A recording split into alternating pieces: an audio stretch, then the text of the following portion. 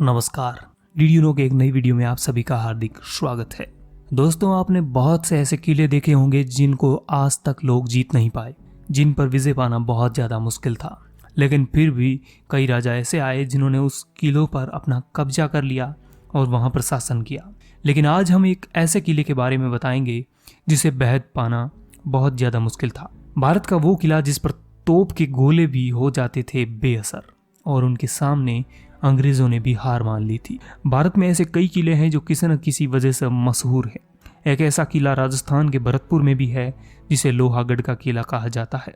इस किले को भारत का एकमात्र अजय दुर्ग कहा जाता है क्योंकि इसे कभी कोई नहीं जीत पाया था, यहाँ तक कि अंग्रेजों ने भी हार मान ली थी। इस किले का निर्माण 285 साल पहले यानी 19 फरवरी 1733 को जाट शासक महाराजा सूरजमल ने करवाया था।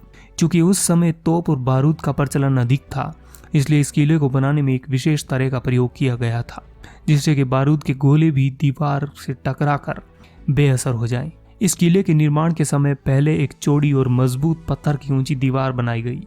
इन पर तोपों का गोला असर नहीं होता था। इसके लिए इन दीवारों के चारों ओर सैकड़ों फुट ऊंची कच्ची मिट्टी की दीवारें बनाई गई और नीचे गहरी और दूसरी चौड़ी खाई बनाई गई। इसमें पानी भरा गया। ऐसे में अगर कोई दुश्मन पानी को पार कर गया तो सपाट दीवार पर चढ़ना मुश्किल ही नहीं, नामुमकिन था। इस किले पर आक्रमण करना किसी के लिए भी आसान नहीं था, क्योंकि तोप से निकले हुए गोले गोरे की दीवार में धंस जाते और आगे जाकर शांत हो जाती। इससे किले को कोई नुकसान नहीं होता था। यही वजह है कि दुश्मन इस किले के अंदर कभी प्रवेश नहीं कर पाए। कहते हैं कि इस किले पर कब्जा जमाने के लिए अंग्रेजों ने 13 बार आक्रमण किया था। अंग्रेजी सेना ने ये सैकड़ों तोपे के गोले बरसाए थे, लेकिन उन गोलों का किलों पर कोई भी असर नहीं हुआ। वह 13 में से एक बार भी किले को भेद नहीं सके।